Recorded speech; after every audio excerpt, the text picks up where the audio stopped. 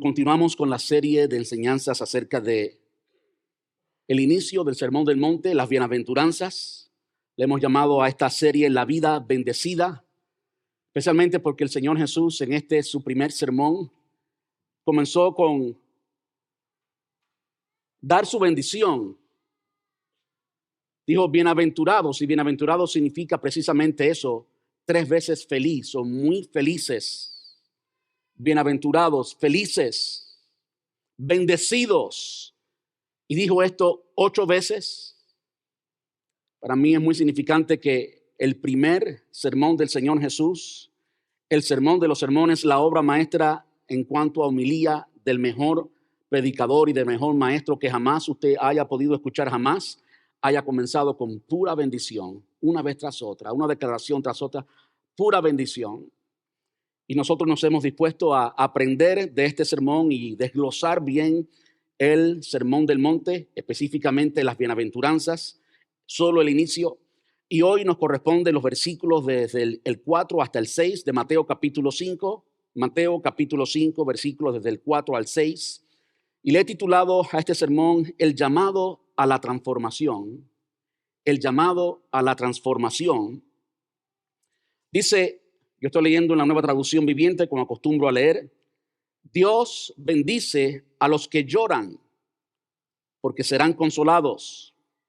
Dios bendice a los que son humildes, porque heredarán toda la tierra. Dios bendice a los que tienen hambre y sed de justicia, porque serán saciados. Esa es la palabra del Señor para nosotros hoy, y espero que al salir de este lugar podamos haber recibido esta palabra, podamos tener el corazón abierto, tener el corazón listo para que esta palabra nos transforme, nos cambie. Así que le pido que toda distracción que usted pueda tener la ponga a un lado y por unos momentos prestemos total atención a la palabra de Dios. Por supuesto, aquí hay 3 de esas bienaventuranzas. El domingo pasado vimos la primera: bienaventurados los pobres en espíritu, porque de ellos es el reino de los cielos. Esa fue la primera de las bienaventuranzas y hoy estaremos viendo las próximas 3. Y como decía el domingo pasado, la que vimos ese domingo, bienaventurados los pobres en espíritu, es la única a la que el Señor se refiere en presente, y entendemos en un presente continuo. De ellos es, no va a ser, no recibirán, no van a, se les va a otorgar, no, de ellos es el reino de los cielos. El resto de las bienaventuranzas está en futuro, y de nuevo hoy vamos a ver 3 de ellas. Ahora, como dije, el título del sermón es El llamado a la transformación. Y posiblemente usted se esté preguntando, bueno, ¿qué tiene que ver transformación con estas bendiciones que pronunció el Señor Jesús? ¿Qué tiene que ver transformación con esto de llorar, con esto de ser humildes y con esto de tener hambre y sed de justicia? Hoy vamos a ver, vamos a abrazar la obra transformadora de Dios en nuestras vidas a través del duelo, a través del dolor, a través del llanto, a través del duelo, la mansedumbre y el hambre de justicia. Y como decíamos la semana pasada, y hoy queremos reiterar, la palabra que se traduce como bienaventurados es Makarios. Makarios es la palabra griega que traducimos como bienaventurados y significa muy feliz. Ahora estoy reiterando, estoy repitiendo básicamente esto porque yo creo que una de las cosas que perdemos de vista cuando traducimos la palabra a un lenguaje actual, a un lenguaje entendible por todos hoy, felices es la palabra, o feliz, muy feliz. Por supuesto la entendemos desde nuestra perspectiva hoy, lo que eso significa para nosotros hoy. Cada uno de nosotros que estamos en este lugar y somos de diferentes países, hay más de 18 culturas en nuestra iglesia. Los que hablamos español quizás nos referimos con diferentes nombres a algo tan sencillo como en cubano, ni siquiera puedo decir en español porque todas son en español. En cubano le decimos en una forma muy estudiosa o no sé, como un absorbente, porque lo utilizamos para absorber jugo, agua, ¿verdad? ¿Saben a qué me refiero? No voy a preguntar, pero estoy seguro que por lo menos voy a tener 7 u 8 nombres diferentes, como pajilla, popote, demás y demás y demás, para referirse simplemente a esto. Y si eso sucede entre culturas que vivimos muchos en el mismo continente, en la misma época, o los mismos años, las mismas generaciones, ¿cuánto más se perderá cuando hay 2000 años de historia y hay una cultura totalmente occidental, muy diferente a la cultura del oeste? ¿Cuánto perdemos en cuanto al significado? Y digo esto porque para nosotros hoy la palabra feliz puede tener un significado como normalmente lo podemos entender, todo el mundo entiende lo que es feliz, pero esa palabra la entendemos según la cultura en la que vivimos. Y yo creo que yo creo que es importante hacer la aclaración que ser bendecido, aunque sí la palabra se puede traducir como feliz, lo que no se puede traducir es la forma en que nosotros interpretamos lo que es feliz hoy por hoy. Una de las cosas que podemos decir acerca de la palabra feliz en su contexto y lo que significaba entonces, lo que el Señor Jesús tenía la intención de comunicar, es que no se trata simplemente de lo que hacemos. Muchos de nosotros pensamos que alcanzamos una bendición o alcanzamos ser feliz por algo que hacemos. Cuando hacemos tal cosa me siento feliz, ¿sí o no? Cuando hago esto me siento feliz y cuando no hago esto, pues entonces no me siento feliz. No se trata de algo que hacemos o que dejamos de hacer. Se trata de carácter. Se trata de esencia. Se trata de carácter, se trata de esencia. Yo creo que es importante ver esto porque si no lo vemos así, vamos a pensar, vamos a malinterpretar, vamos a interpretar lo que Jesús estaba diciendo de acuerdo a la cultura hoy y nuestro entendimiento de la palabra feliz y no lo que Jesús estaba intentando decir. No se trata de algo que hacemos o dejamos de hacer. ¿Quién es realmente feliz a los ojos de Dios? ¿A quién Dios, que está siempre correcto, que su opinión no es simplemente una opinión, es hecho? Lo que Jesús opina, lo que Dios opina es la pura verdad, la absoluta verdad acerca de cualquier cosa. No es simplemente una opinión más, es la verdad absoluta acerca de cualquier cosa. Y cuando pensamos en alguien que es verdaderamente feliz, bendecido, bienaventurado, tenemos que pensar diferente a cómo pensamos en nuestra cultura hoy. Es decir, en nuestra cultura pensamos que esto de ser feliz es una emoción, ¿sí o no? Cuando usted piensa en feliz, piensa en un momento en que usted sintió esa felicidad, un sentimiento, una emoción. Bueno, en la palabra de Dios, bendecido, lo que traducimos como feliz, es mucho más que una emoción o que un sentimiento momentáneo, sujeto a condiciones externas y basado muchas veces en el engaño. ¿Por qué lo estoy describiendo de esa manera? Porque cuando muchos de nosotros pensamos en momentos de felicidad y en momentos de felicidad basados o guiados por la cultura, pensamos en un sentimiento o emoción que es momentánea y es sujeto a condiciones externas y muchas veces está basado en el puro engaño. Muchas veces está basado en el puro engaño. Cuando llegamos a este país y nunca tuvimos la oportunidad de tener un carro en nuestro país. Y todavía ni siquiera comenzamos a entender cómo manejar una chequera, cómo funcionan las tarjetas de crédito, cómo funcionan los bancos, cómo hacer un budget o un presupuesto. Pero sabemos trabajar y vamos a un dealer y nos venden un carro. Aquí está el carro de tus sueños. Eso es un momento muy feliz. Y con frecuencia yo me pregunto cuando veo posts en Facebook y en diferentes lugares, miren lo que Dios me regaló.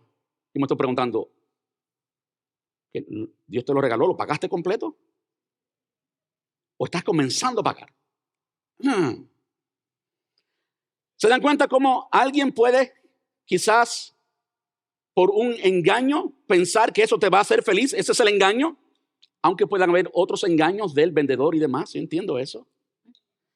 Tengo un amigo muy cercano en este lugar, es miembro de nuestra iglesia, es mi amigo y es vendedor. Pero sé que él es muy honesto, es vendedor número 1 en el dealer para el que trabaja. Hay sus excepciones en los vendedores. Le damos un aplauso al Señor por esas excepciones.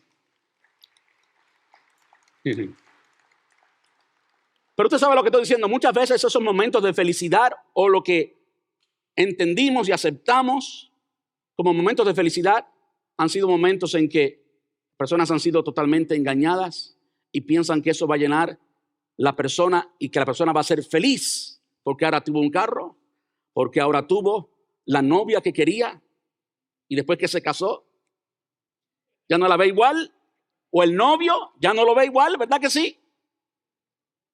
Podemos hablar mucho acerca de ese tipo de experiencias y eso nosotros entendemos como ser feliz, pero en el contexto bíblico es mucho más que una emoción o sentimiento momentáneo sujeto a condiciones externas y basadas en el engaño. De nuevo, cuando Jesús está hablando acerca de las bienaventuranzas y está pronunciando estas bendiciones y cómo en el criterio de Dios, cómo la verdad absoluta de Dios declara a ciertas personas felices, realmente felices, tenemos que entender que está hablando del reino de Dios. Es una de las cosas que es importante reiterar. Esto de las bienaventuranzas está en Mateo esencialmente, es el evangelio que más nos dice con más detalles las bienaventuranzas, y luego Lucas nos dice también en una forma más resumida. Y cuando usted va a ambos de ellos, el contexto de lo que se trata es del reino de los cielos. Jesús le está hablando a los discípulos. En ambos hace una distinción de cómo había una gran multitud, pero Jesús estaba hablando en medio de esa multitud con los discípulos. Eso es significante porque el contexto y todo lo que Jesús habla en el Sermón del Monte tiene que ver con los hijos de mi Padre, vuestro Padre que está en los cielos. Los que son y los que no son, hace una distinción entre el reino de los cielos y el reino de las tinieblas. Y allí es donde está la raíz de por qué necesitamos una transformación. Es decir, entrar y permanecer, muy importante, no solamente entrar y permanecer en el reino de Dios, escuche bien, mientras aún vivimos en un cuerpo afectado por el pecado, en un mundo o reino, gobernado por las tinieblas. Esas realidades demandan que los bienaventurados, los que están en el reino, los bendecidos, los ciudadanos del reino, vivamos en continua transformación. Vivamos en continua transformación. Quiero leerlo de nuevo, quiero decirlo de nuevo. Entrar y permanecer en el reino de Dios mientras aún vivimos en un cuerpo afectado por el pecado. La palabra enseña que estamos desesperadamente esperando la redención de nuestro cuerpo. Sí, ya somos salvos, sin lugar a dudas somos salvos, pero todavía vivimos en un cuerpo de pecado.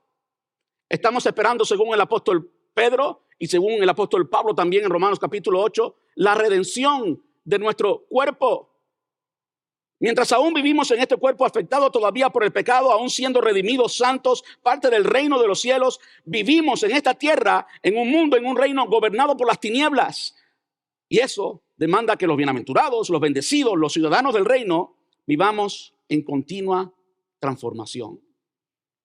Esta es parte de la tesis que estamos debatiendo cuando miramos las bienaventuranzas. Quiero que vayamos al texto, y lo que quisiera hacer cuando miramos al texto, quisiera que lo miráramos a larga distancia, ver el cuadro completo, ver el panorama completo, y entonces vamos a entrar más detalladamente y vamos a desmenuzar cada uno de los versículos, cada una de las palabras, ¿verdad que sí?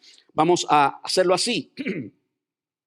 Cuando miramos el pasaje, nos damos cuenta una vez más del carácter contraintuitivo, el carácter contracultural de los valores, los principios y la vida en el reino. De nuevo, hemos pasado del reino de las tinieblas al reino de la luz. La palabra es muy enfática en decirnos que cada uno de nosotros, los que hemos sido alcanzados por el Señor Jesús, los que hemos alcanzado la salvación, los que hemos entrado en el reino de los cielos, hemos pasado del reino de las tinieblas al reino de la luz. La palabra también es enfática en decir, como Jesús dijo personalmente, Él dijo que el príncipe de este mundo, refiriéndose a Satanás, es un título. Jesús no estaba hablando palabras vacías, estaba diciendo que quien gobierna en este mundo, sí, bajo la voluntad permisiva de Dios, pero quien está gobernando es el príncipe de este mundo. Por supuesto, se está refiriendo a Satanás. Este mundo es gobernado por el reino de las tinieblas. Es por eso que hay tanto dolor, es por eso que hay tanto pecado, es por eso que hay tanto mal a nuestro alrededor. ¿Por qué? Porque quien está gobernando, según el Señor enseñó, es el príncipe de este mundo. Entonces tú y yo somos extranjeros. Tú y yo somos ciudadanos de otro reino y vivimos en un reino afectado por el pecado, transformado por el pecado, y eso demanda una transformación. Eso demanda que tú y yo no nos sintamos en casa. Eso demanda que tú y yo nos sintamos incómodos. Eso demanda que tú y yo vivamos como representantes del reino de los cielos, pero con los pies en la tierra. Vivimos en este lugar y tenemos relaciones con personas tan imperfectas como nosotros porque estamos en el reino gobernado por Satanás, pero tú y yo no pertenecemos a este reino. Este mundo no es nuestro hogar, este mundo no es nuestra casa está en los cielos, nuestra ciudadanía está en los cielos, nuestro nombre está allí y nuestro rey es Jesús.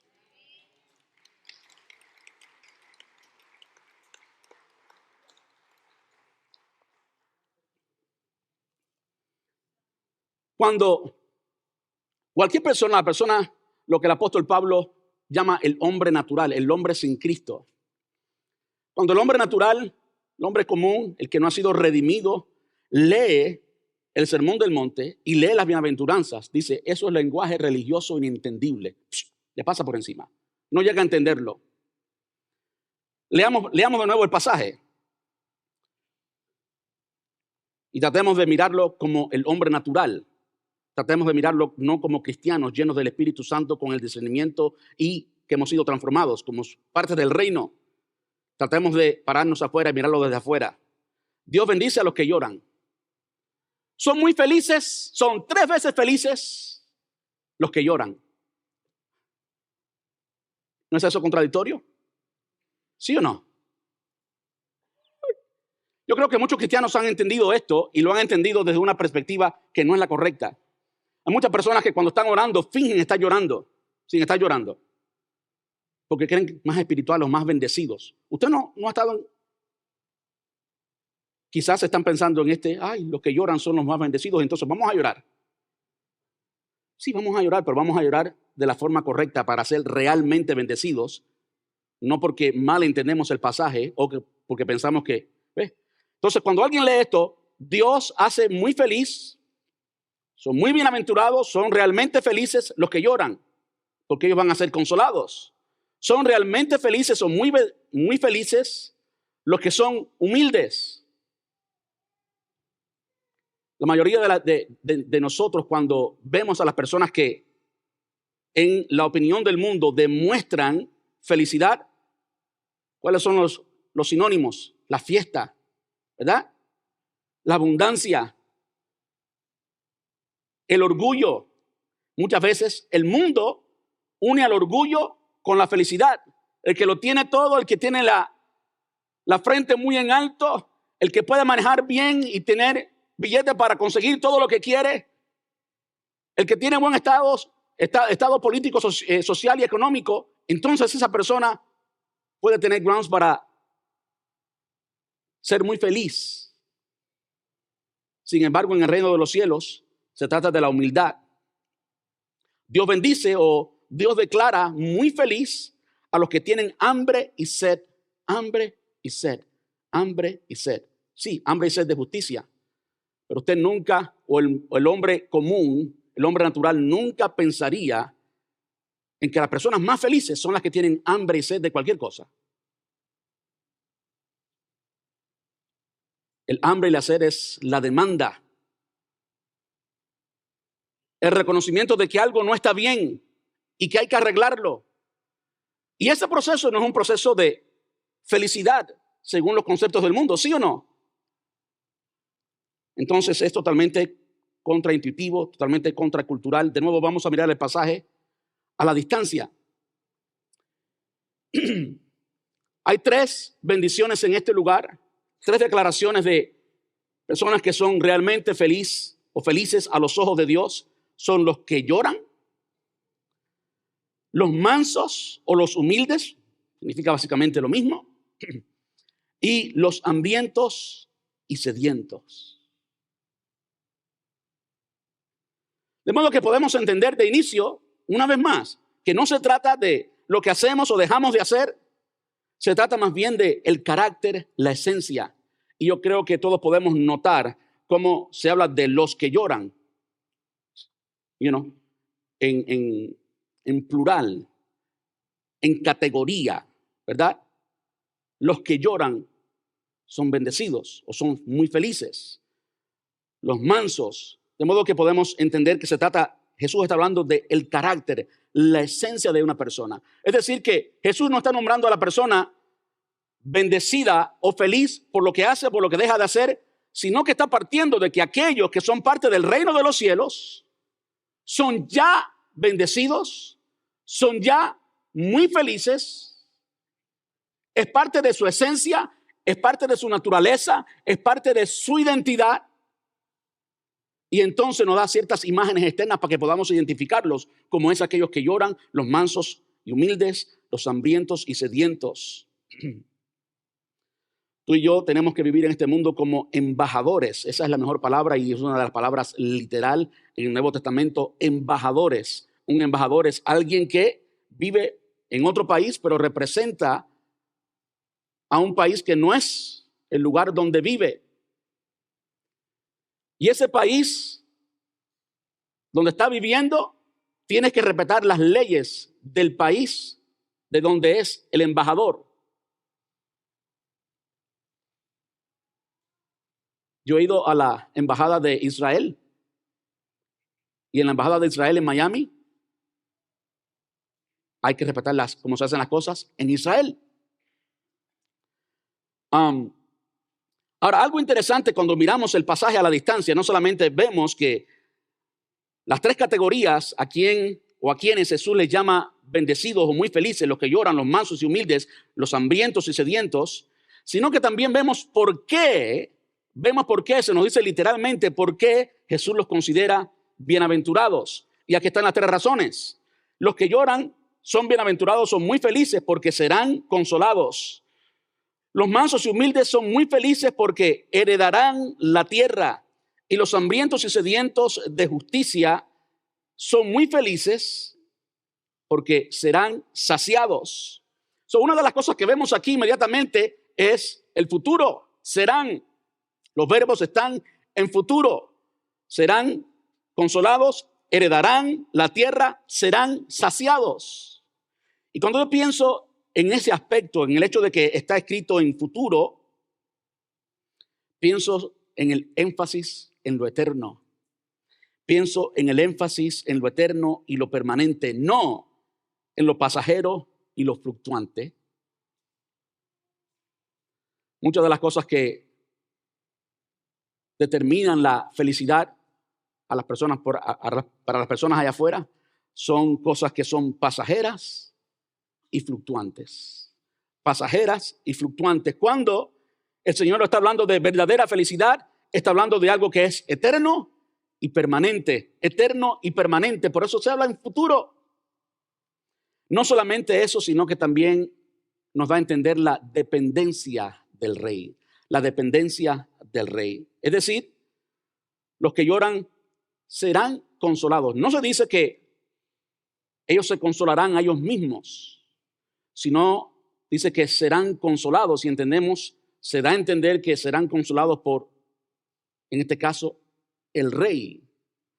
Una de las cosas que tiene el sistema de gobierno de reyes o un reino es que cuando usted entra en ese reino, y usted se somete a el rey, lo que diga el rey es ley. No es una democracia, no es we the people, no es nosotros el pueblo en que votamos y decidimos esto sí, aquello no. En un reino lo que diga el rey es y punto. Pero al mismo tiempo usted recibe los beneficios del reino. En otras palabras, ese rey tiene el deber de cuidar a las personas de su reino, tiene el deber de alimentar a las personas en su reino. Y aquí, como está hablando de reino, ese es el contexto, esa es la forma de pensar. Es decir, son bendecidos los que lloran porque será el rey quien los consolará. Son bendecidos los mansos y humildes porque será el rey quien les dé la tierra para que ellos hereden. De hecho, cuando se nos dice heredar, se da por entendido que no es algo que tú produciste, es una herencia, es un regalo que tú recibiste, ¿verdad que sí? Tú no heredas algo que tú produjiste. Lo que tú produjiste es tuyo por derecho. Tú solamente recibes algo por herencia cuando se te entrega. Alguien lo hizo por ti, un familiar por supuesto lo hizo por ti. En este caso, vamos a recibir de parte de Dios toda la tierra.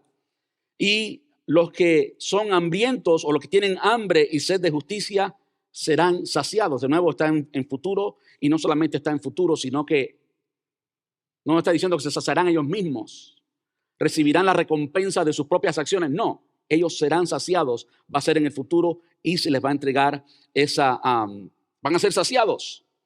Ahora quiero que vayamos a cada uno de los versículos y vamos a desglosar cada uno de estos versículos. Y el primero es que Dios bendice a los que lloran. Aquí quiero que comprendamos el significado del duelo, del llanto, por qué los que lloran. Quiero que comprendamos eso. ¿Por qué los que lloran son considerados por el Señor como muy felices? ¿Quiénes son los que lloran? ¿Qué tipo de llanto es el que es considerado parte de la felicidad de ser parte del reino? ¿Y qué tipo de llanto no es considerado ser parte de la felicidad del reino?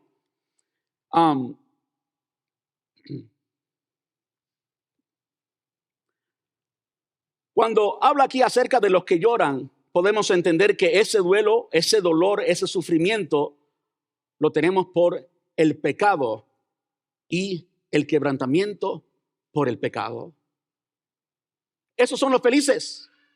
En otras palabras, el Señor llama felices a las personas que han llegado a la salvación, y la única forma de llegar a la salvación es cuando tú has sido realmente quebrantado, es cuando tú realmente has reconocido tu pecado, cuando sientes dolor.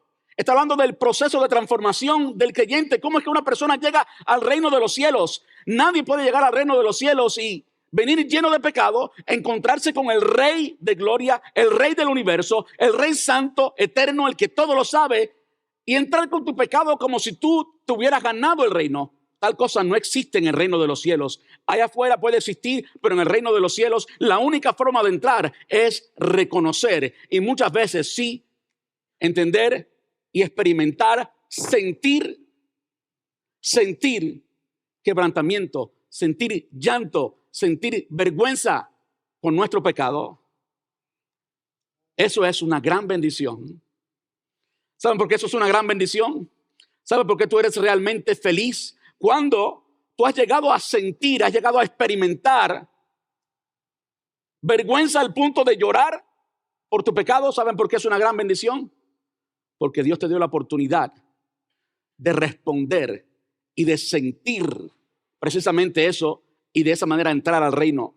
Es decir, la palabra enseña que nosotros, que Él nos amó cuando estábamos muertos en nuestros delitos y pecados, muertos en nuestros delitos y pecados. El hecho que Dios te haya dado la oportunidad de responder quiere decir que Dios se acercó a ti, que el Espíritu Santo llegó a ti, que tú fuiste de gran importancia para Dios, y Dios se acercó a ti, tuvo una relación contigo, así como lo tuvo Adán cuando estaba allí en el polvo de la tierra. Estaba como muerto, tenía todos los elementos en su cuerpo de cualquier persona viva, todos sus órganos formados, pero estaba muerto. Y dice Génesis capítulo 2 y versículo 7, que entonces sopló Dios en su nariz aliento de vida, y entonces, y solo entonces, fue el hombre un ser viviente. La imagen que se da es que el Dios Todopoderoso, el creador del cielo y de la tierra, se acercó, lo formó, tuvo que humillarse, tuvo que ensuciarse, tuvo que embarrarse las manos, y después que estaba formado, entonces sopló en él. Uno de los problemas que ocurre con el cristianismo hoy en día es que se ha dado a entender que solo por mencionar una palabra alguien llega a la salvación. Y yo digo, sí, tú eres salvo, realmente salvo, cuando de corazón, cuando hay una experiencia emocional, cuando hay sentimientos, cuando tú realmente reconoces y te duele y sabes y tienes vergüenza porque ahora estás frente al Dios santo, 3 veces santo, el que nunca ha conocido pecado, y por lo tanto te sientes como absoluta basura. No hay otra forma de entrar en el reino. Nadie llega al reino de los cielos porque es hijo de un cristiano y heredó. No. Tú tienes que tener la experiencia. Tú tienes que tener un encuentro real y personal con el Señor. Tú tienes que arrepentirte de verdad. Tú tienes que reconocer de verdad que tú eres un pecador. No importa si eres el más santo de la clase. No importa si comparado con otros hombres eres alguien brillante. Frente al trono de Dios. Frente al trono de Dios. Nuestros actos de justicia, dice Isaías, son como trapos de inmundicia, desechable.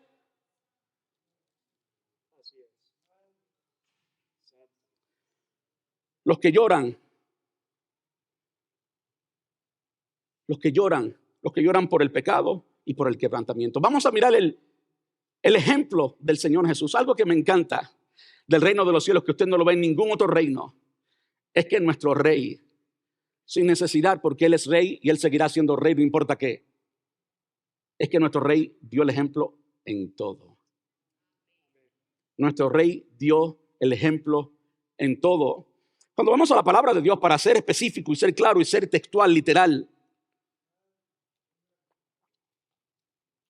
y pensamos en momentos en que Jesús lloró. De hecho, es el pasaje más corto de la Biblia. No me pregunte dónde está, no me acuerdo ahora dónde está, pero yo sé que es el pasaje más corto de la Biblia. Cuando Jesús fue a resucitar a Lázaro, así que lloró.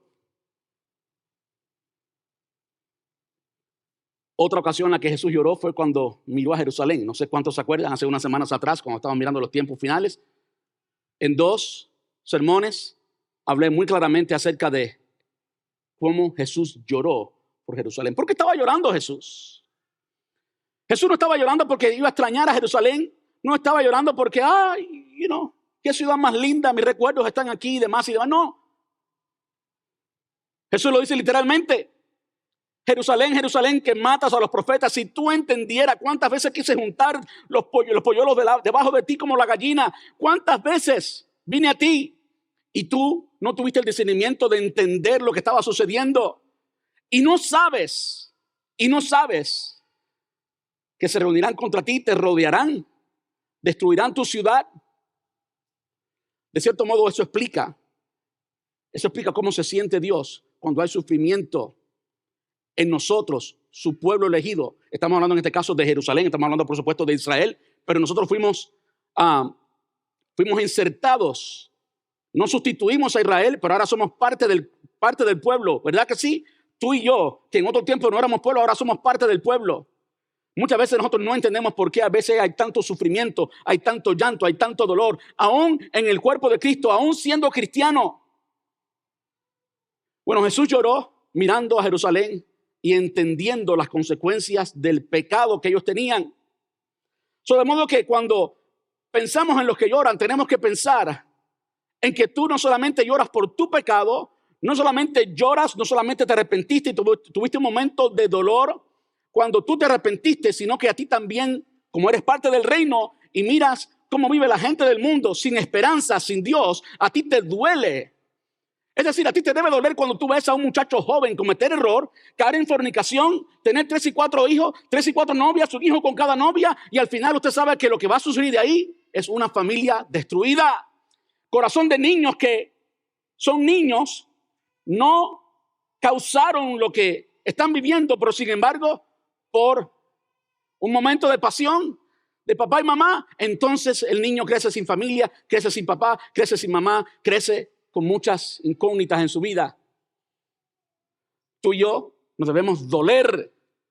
Tiene que haber dolor en nuestro corazón cuando miramos a nuestro alrededor y vemos la condición en la que el mundo vive. Eso es el dolor del cual se describe aquí. ¿Saben por qué es una bendición? ¿Saben por qué es una gran felicidad poder llorar de esta manera? Porque eso te identifica como un hijo de Dios. Eso te identifica como alguien que tiene una herencia eterna. Alguien que no tiene herencia eterna, alguien que no conoce a Dios, nunca se ha arrepentido, nunca ha llorado por su pecado, nunca llorará por el pecado de otro. Y puede parecer muy feliz en esta vida y correr como si no sucediera nada en su vida.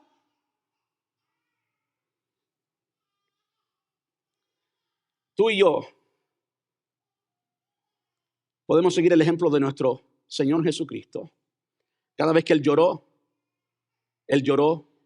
por el pecado de los demás. De hecho, Isaías, 700 años antes de que Jesús naciera, ya Isaías lo identificaba como mi siervo experimentado en quebranto, experimentado en dolor. Así Isaías describía a Jesús. ¿Qué tal el apóstol Pablo?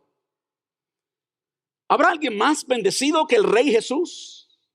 ¿Habrá alguien que sepa más lo que es la verdadera felicidad que el que hizo los cielos y la tierra? Todo es para Él y por medio de Él. ¿Habrá algo que crezca o que vaya más allá de esa experiencia? Por supuesto, nada. Jesús, el más feliz, el que causa la felicidad, el que creó la felicidad, fue un hombre experimentado en quebranto y lloró por el pecado de otros. Vemos el ejemplo de Jesús. Vemos el ejemplo del apóstol Pablo. Los que hoy ríen, escuche esto, los que hoy ríen por la ignorancia y el engaño en lo momentáneo y lo temporal, causan su propio dolor y perdición eterna. Y lo más triste de eso es que no serán consolados. Jesús está diciendo que el reino de los cielos está formado por los que lloran. Los que lloran son muy bendecidos. Los que lloran por el pecado suyo y por el pecado de otros, esos son los que lloran y son muy bendecidos, son muy felices porque ellos serán consolados. Ahora, cuando miramos lo opuesto, lo que el mundo considera hoy alguien feliz, alguien que vive la vida loca como Ricky Martin, alguien que gasta todo su dinero en los placeres de la vida, ¿no parece feliz? Alguien que está disfrutando todo lo que el mundo tiene que ofrecer, ¿sí o no? ¿Saben por qué muchos jóvenes caen en pecado? ¿Saben por qué la fornicación es un problema grande en todos los tiempos de la historia cristiana? ¿Saben por qué? Porque es rico, ¿sí o no? Porque se siente bien, ¿sí o no? Pero causa una destrucción que si pudiéramos medirla, no habría tanta fornicación. Si entendiéramos, si midiéramos, no hubiera tanta fornicación. Los que hoy ríen por la ignorancia y el engaño en lo momentáneo y lo temporal causan su propio dolor y perdición eterna. Jesús dice que los que lloran son muy felices porque ¿qué? Serán consolados.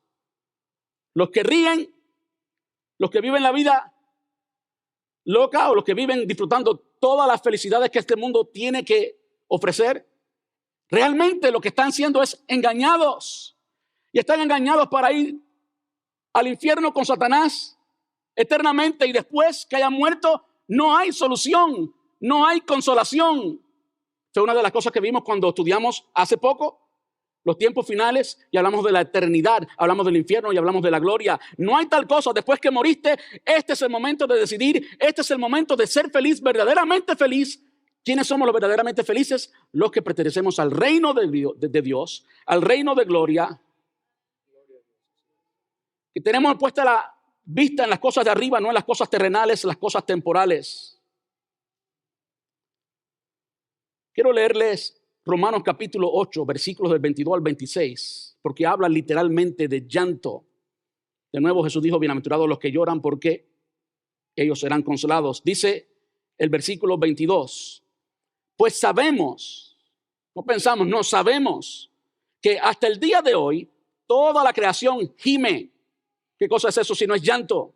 Toda la creación gime de angustia como si tuvieran dolores de parto. Y los creyentes también gemimos, aunque tenemos el Espíritu Santo en nosotros como una muestra anticipada de la gloria futura, porque anhelamos que nuestro cuerpo sea liberado del pecado y del sufrimiento. Nosotros también deseamos con una esperanza ferviente que llegue el día en que Dios nos dé todos nuestros derechos como sus hijos adoptivos, incluido el nuevo cuerpo que nos prometió. Recibimos esa esperanza cuando fuimos salvos. Si uno ya tiene algo, no necesita esperarlo. Pero si deseamos algo que todavía no tenemos, debemos esperar con paciencia y confianza. ¿Se da cuenta por qué somos bendecidos? Hablando del futuro, debemos esperar. No lo tenemos todavía, no es nuestro, no es parte del presente, es parte del futuro. Debemos esperar con paciencia y confianza. Además, el Espíritu Santo nos ayuda en nuestra debilidad. Por ejemplo, nosotros no sabemos qué quiere Dios que le pidamos en oración en ciertas ocasiones, pero el Espíritu Santo ora por nosotros con gemidos indecibles o gemidos que no pueden expresarse con palabras. Quiero terminar con este punto de acerca del llanto y por qué los que lloran son realmente los felices, son realmente los bendecidos. No sé cuántos han tenido una vida caracterizada por el llanto, por el sufrimiento. No sé cuántos han tenido una vida caracterizada por eso. Yo le voy a decir, cuando usted se convirtió al Señor, cuando Jesús le alcanzó, desde ese momento en adelante, todo llanto sirve para purificar tu alma.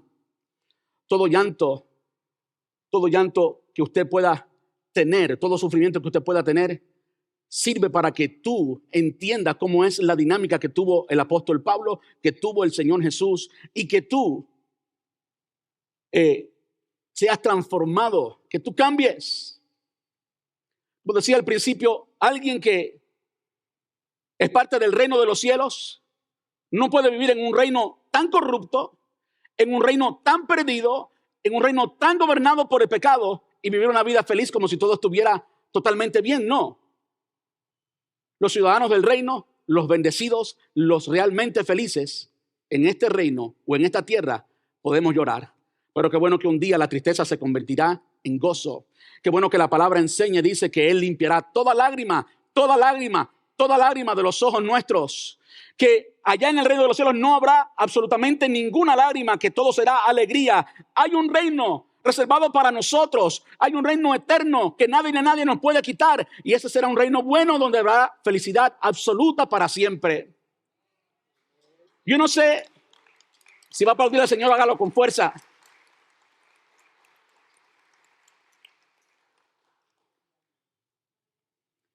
Si cada vez que has llorado en tu vida cristiana, te ha traído más, te ha acercado más al Rey de Gloria, entonces bendecido sea ese llanto, entonces bendecido sea ese dolor, porque ese dolor fue momentáneo, por un instante. Aunque te dure toda la vida, nuestra vida, 80, 100 años, es un instante comparado con la eternidad. Si ese dolor, si ese llanto te trajo a los pies de Cristo, si te enseñó qué débil eres, si te enseñó qué grande es el enemigo, pero más grande es Dios que está contigo, entonces bendecido sea ese llanto. Entonces tú eres realmente feliz, aunque el mundo te vea llorando y nadie te diga que eres muy feliz. Realmente eres feliz porque puedes llorar como un hijo de Dios, puedes llorar ante los brazos del Padre, puedes llorar ante la presencia de Dios. Lo triste y lo que es total infelicidad es ser ignorante, vivir la vida loca y perder la eternidad en el infierno. Eso sí es triste. Eso sí es tonto. Y es lo que el enemigo quiere que nosotros creamos. Segundo, aceptar la mansedumbre como fuerza bajo control y su papel en la herencia de la tierra. La bendición aquí es, o la bienaventuranza es, Dios bendice a los que son humildes, porque heredarán toda la tierra. Toda la tierra. ¿Quién es la persona orgullosa? ¿Quién es la persona feliz según los preceptos del mundo? La persona que lo tiene todo y tiene el orgullo de que lo tiene todo. Esa sí es la persona feliz.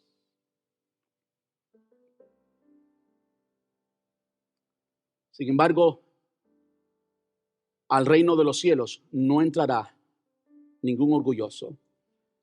Ni siquiera el orgullo religioso ni el orgullo moral. Es que yo soy tan bueno y tan santo. Es que yo oro más que aquel cristiano. Es que mi carácter es mejor. Yo me parezco más a Cristo que todos los cristianos en mi iglesia. Es que yo soy el más santo. Hay muchas personas que piensan así. ¿Saben quiénes pensaban así? Los escribas y fariseos, hijos del diablo. En las palabras del Señor Jesús. Hemos hablado de la humildad ya. No creo que sea necesario hablar mucho más. Simplemente quiero recordarles esto. Jesús dijo, aprended de mí, que soy manso y humilde. Aprended de mí, que soy manso y humilde. Eso es lo contrario al orgullo. Manso no es ser tonto, no es ser bobo, no es ser frío, no es estar muerto y no reaccionar. No, eso no es el manso. Eso puede ser tonto quizás, pero no manso. La raíz de la palabra manso en griego tiene que ver con fuerza bajo control. Es la misma palabra que se usa para ponerle los frenos a un caballo. El caballo está lleno de energía, lleno de fuerzas, lleno de poder para hacer tantas cosas. El freno es lo que le da dirección a ese caballo. Y ahora ese caballo, con toda esa misma energía, con toda esa misma fuerza, puede producir labor en el campo, puede andar, hacer largos viajes, puede correr muy rápido. De hecho, es muy rico correr a caballo si no lo ha hecho. Una de las cosas que yo sufro en este país es cada vez que he montado caballo en este país y cada vez que tengo la oportunidad lo hago. Todos son con guías. Y ahí va el caballo poquito a poco, un caballo que está cayendo. Y yo como campesino y guajiro quiero salir volando en ese caballo. Ser manso no es ser alfombra de todos. Ser manso no es pensar que somos menos, sino pensar menos en lo que somos. Ser manso no es ser alfombra de todos. No es pensar que somos menos, sino pensar menos en quienes somos y pensar más en los demás. Filipenses capítulo 2, versículo 3 dice, no sean egoístas, no traten de impresionar a nadie, sean humildes. Es decir, considerando a los demás como mejores a ustedes. No se ocupen solo de sus propios intereses, sino también procuren interesarse en los demás. Tengan la misma actitud que tuvo Cristo. Y es entonces que el apóstol Pablo le dice a estos cristianos en Filipos que él se humilló hasta lo sumo, y porque él se humilló, entonces Dios le exaltó. ¿Saben algo precioso de la gente humilde? Que tú no tienes que demandar tus derechos y el que es humilde, Dios lo exalta. De nuevo se trata de carácter. El que es humilde, Dios lo exalta. Dios mira de lejos. Dios no aprecia al orgulloso, pero los humildes, ellos heredarán la tierra. Es una forma de decir, vas a tener todo lo que jamás deseaste. Todo lo que jamás deseaste, la tierra, ¿qué está? Es una herencia que va a ser tuya. Por último, queremos explorar el profundo anhelo de justicia y su cumplimiento en Cristo. Dice, Dios bendice a los que tienen hambre y sed de justicia, porque serán saciados. Hambre y sed. ¿Verdad que eso no es descriptivo de alguien que es feliz de acuerdo a los principios del mundo? De acuerdo al estándar, a la regla del mundo. ¿Alguien hambriento y sediento? Esto nos habla de que nada en este mundo saciará lo que solo podemos conseguir en la presencia de Dios, en la presencia del Rey. Nada en este mundo saciará lo que solo podemos conseguir en la presencia de Dios. El mundo anda buscando justicia. Hay varios partidos, leyes y demás que se han hecho para alcanzar justicia. Yo quiero decirle, no hay ningún partido ni republicano, ni demócrata, ni ningún otro partido que pueda jamás en este mundo producir justicia. Este mundo es gobernado por el príncipe de este mundo, el príncipe de las tinieblas. Satanás mismo gobierna este mundo y él no puede producir justicia porque él no es justo. Tú y yo vivimos en este mundo y vivimos aquí como ciudadanos del cielo. Como representantes del cielo. Y aquí nunca jamás podremos conseguir la justicia que tú y yo buscamos. Cuando hablamos de los que tienen hambre y sed de justicia, también se habla de cómo nuestra vida tiene que cambiar. Nuestra vida tiene que cambiar. Es decir, llegamos al evangelio, llegamos al reino de los cielos, pero el reino de los cielos tiene que llegar a nosotros, tiene que cambiarnos. No se trata solamente de cómo nos sentimos, no se trata solamente de lo que confesamos, lo que creemos y lo pensamos. No, tiene que convertirse en acción, tiene que convertirse en vida. A eso se refiere la palabra de Dios cuando habla de justicia. A eso se refiere. Dios bendice a los que tienen hambre y sed de justicia, porque serán saciados. La vida del reino no se queda en actitudes o principios, sino que es demostrada en hechos, en la justicia de Dios en cada uno de nosotros. Cada vez que hay una institución humana, un acuerdo humano del tipo que sea, que intenta conseguir la justicia, como Marx y Engels, ¿saben que los padres del comunismo y del socialismo, como buen cubano puedo decir, hablarle mucho de esto? Han creado la imagen épica y bohemia de la justicia social.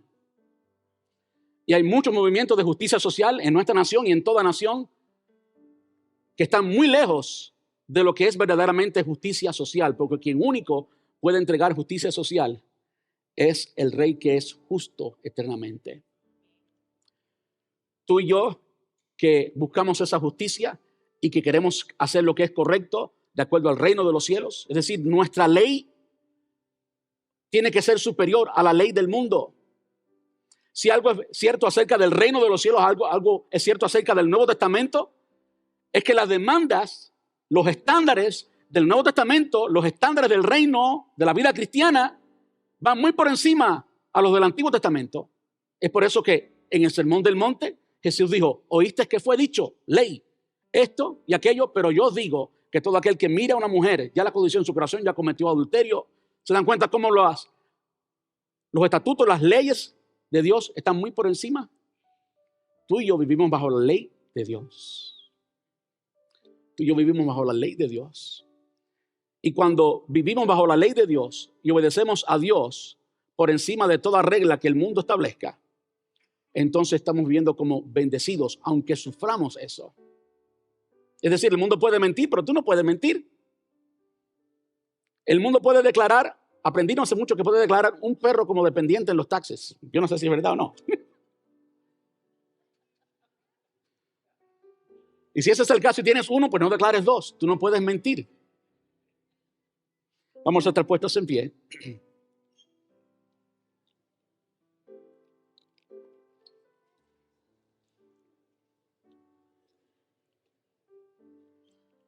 Realmente feliz o realmente felices son los que lloran, porque serán consolados. Así que si te ha tocado llorar, llora y disfruta llorar en la presencia de alguien que te ama. Disfruta llorar en la presencia de papá, porque eso solo lo pueden hacer los que pueden acercarse a papá, los que pueden acercarse a Dios como papito, como Abba Padre, y llorar en su presencia. Los que no tienen una relación con Dios, no sé a quién le lloran, no sé a quién le oran, pero tú y yo tenemos dónde llorar, tenemos dónde refugiarnos. Tú y yo tenemos hambre y sed de justicia que será saciada. En el reino de los cielos será saciada y tú y yo seremos parte fundamental de eso. Padre, gracias